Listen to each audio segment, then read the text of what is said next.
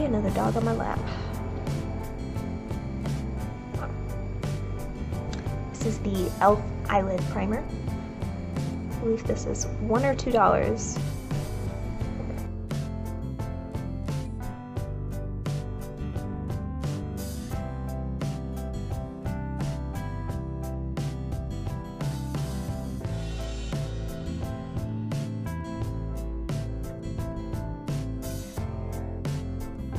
I'm still going to set the crease portion of my eye with my regular Creme Brulee single shadow by Wet n Wild, but for my lid I'm actually going to go in with a shimmery shadow because it'll kind of lock in place on that primer and stick really well. It'll be a little more vibrant than if I were to put it over top of the one that I used to set it.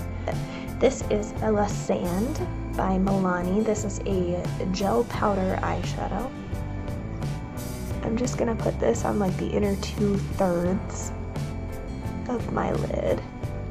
You don't have to be too precise. I'm just keeping mine kind of low. By the way, anyone who doesn't let their jaw drop to the floor while they're doing their eye makeup has my respect.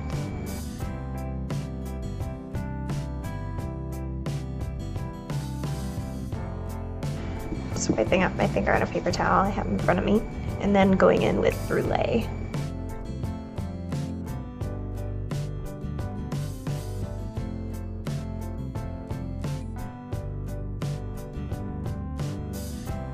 Again, if you've not heard me explain this before, this is just going to help any other colors that we want to show up in the crease just to blend out easier and not skip sticking to that primer.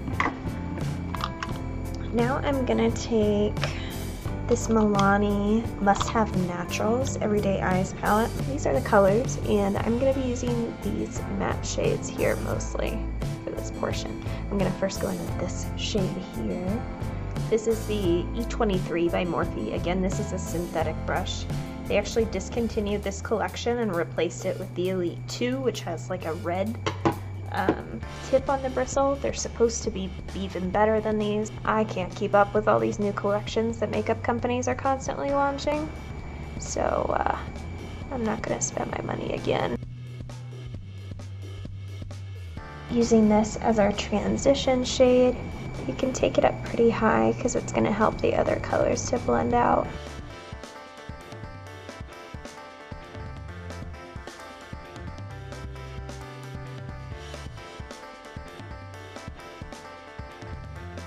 This little Milani palette I think is really, really nice. $10.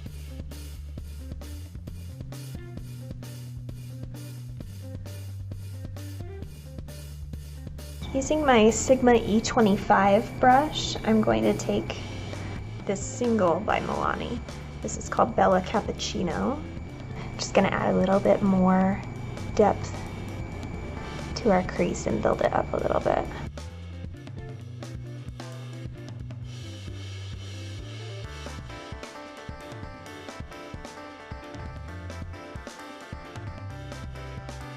Now these shadows are not like Makeup Geek. It's not killer pigment from that first swipe, but they do build really well. So it's very forgiving. So especially if you're kind of new to this whole makeup thing, you might really like these Bella gel powder shadows. So I will say sometimes when you get them at the drugstore, they're a little dry. They may have been sitting there for a while, and mine definitely were. I found that out because this is actually the second time I'm filming this. I actually took a paper towel and kind of rubbed off the first layer of mine, and that's significantly improved the quality of the shadow.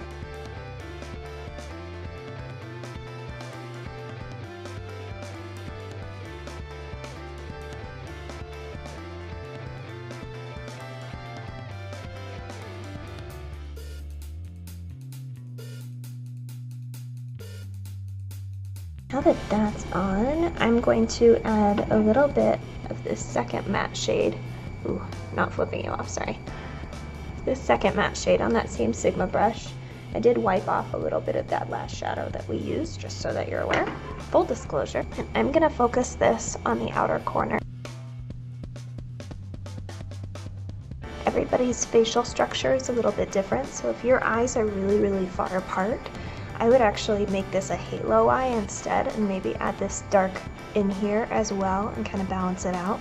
Otherwise, you can direct that pigment in the middle of your crease and blend it from there. That'll make your eyes look a little bit more proportioned. I like to make my eyes look a little bit more cat-like, so I tend to focus the color on the outer corner. That can make your eyes look really, really far apart if you already have some distance here, so just FYI. Makeup always creates illusions. As long as you know what illusion you're creating, that's all great. It's when you do something unintentionally that sometimes I'm not so pleased with the result. Slowly building that color to where I want it. It takes a lot less time to do it this way than it does to put on way too much and try to get it off. I like that.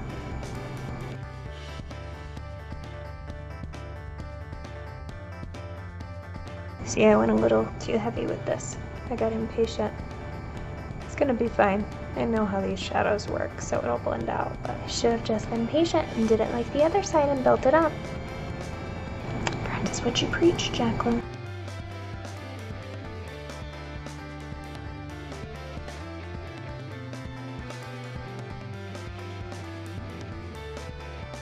Growing up, practicing with makeup, I always felt like ashamed almost to return to blending the thing that I had left before. It's so silly. Professional makeup artists constantly go back and retouch up things throughout the face, throughout the look, while they're doing professional clients. And I think it's silly to think that you can't go back to a certain area just because you lifted your brush from there. Don't put that much pressure on yourself. It's just makeup. I think we can leave that there. I'm gonna take a little bit, it's the same type of eyeshadow again, but this is in the shade Espresso, number 6. Tapping off the excess so I don't get too much fallout. And just tapping that.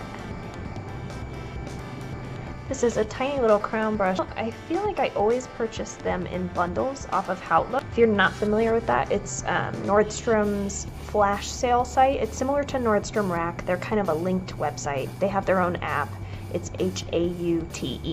Hautelook. I can try to list that down below. But that's how I buy a lot of more high-end makeup, and it is also where I get crown brushes, because they'll do flash sales of 30 to 70% off of the brands that they host on there, but it's only for a couple of days at a time. It's constantly changing, and you might have to wait a couple of months before you see that same brand again. But the balm is on there. I've gotten my like Mary Luminizer and Cindy Luminizer half price on there, and the bronzers from the balm as well. Pays to be patient.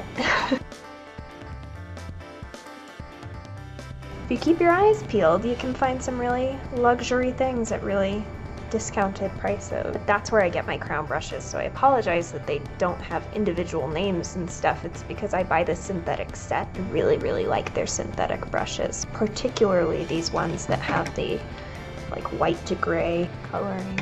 I really enjoy those. I think we're gonna lay off on the Espresso now, just to add a little bit more of that shimmery lid color we started with, Bella Sand. I'm gonna take it on this Morphe S30 brush, just a shader brush. I don't have very many of these, so just using this one. Just keeping that nice and low on the lid, because I don't want to cover up any of that crease work that we did.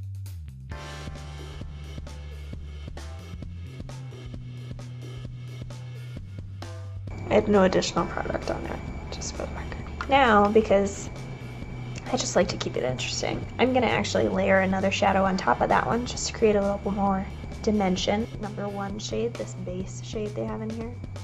It's really pretty, it's just not fully opaque and shimmery. It's really beautiful on top of this shadow.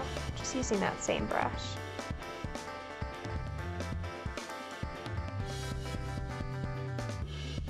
Liner, I'm gonna go in with this MAC Fluidline in the shade Macroviolet. Slightly metallic eggplant type color.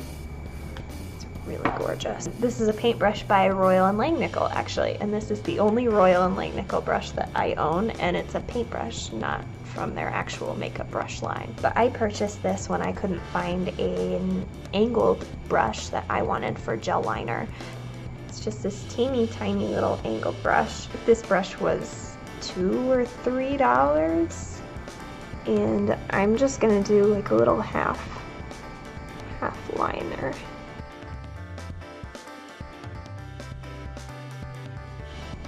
Before I ever used liquid liner, I would always use these gel liners from MAC. They're the only formula of gel liner for me in a pot that I don't have to set with anything, and it still doesn't budge on me all day.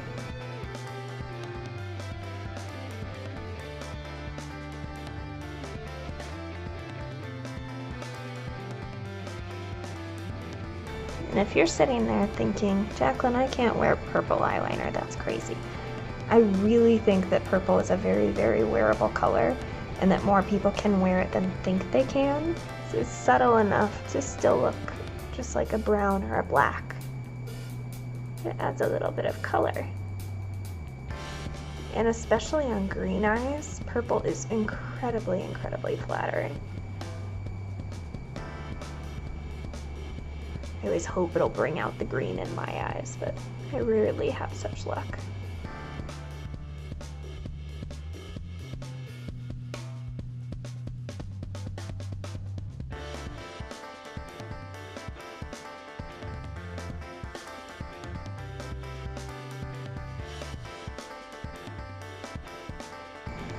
There we go. I just like to check back. I'll do this in my close-up mirror, and then I just look at both my eyes to kind of even it out. As I've mentioned before, I never put eyeliner in my waterline because it just ends up looking like garbage in a clump. Do whatever works for you, whatever eyeliner technique is your norm. Go ahead and do that. But yeah, I just wanted to show you a little something different and interesting. See what you think.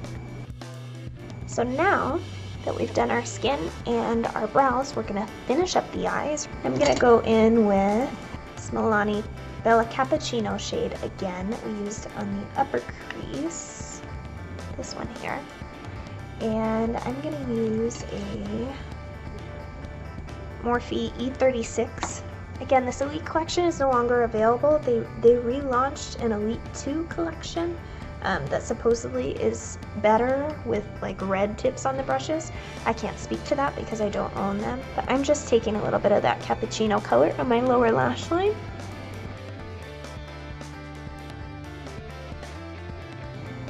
As I mentioned before, you do kind of have to build these up.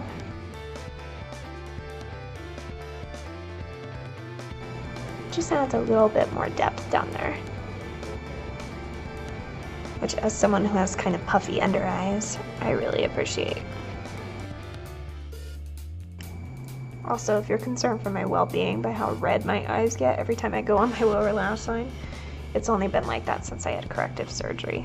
I'm just sensitive to, I like get ticklish under my eyes. It's the weirdest thing. I had contacts for 10 or 12 years before I had surgery, so probably 12 or 15 years before I had surgery. But my eyes just water like crazy for certain things.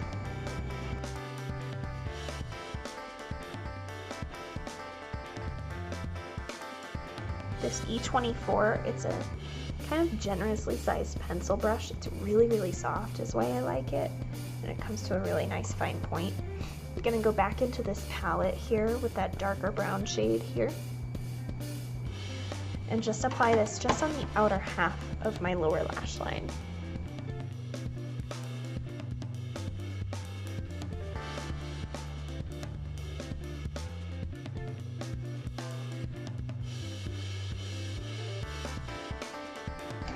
Just to blend that out a little, I'm grabbing that brush we used to set our eyes because this came down a little bit further than I intended.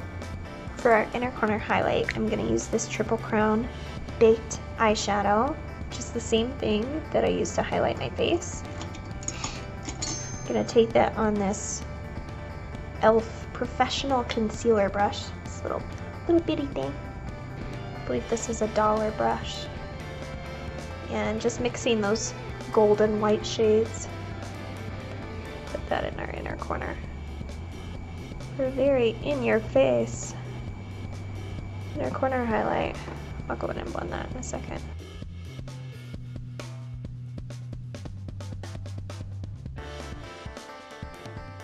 Just to blend that out, I'm just taking my ring finger real lightly. Alright, shadow done. Now I'm gonna go off camera and curl my lashes and put on a little bit of mascara. Alright guys, this is our finished look. Hope you enjoyed this tutorial. Whether you were here for eyes, brows, complexion, or lips, I really hope you enjoyed. I wanted to break these into smaller tutorials for you so that you might have the opportunity to watch the whole thing. If you did enjoy this look, leave me a like down below, subscribe if you haven't already, and I'll see you in my next video. See you.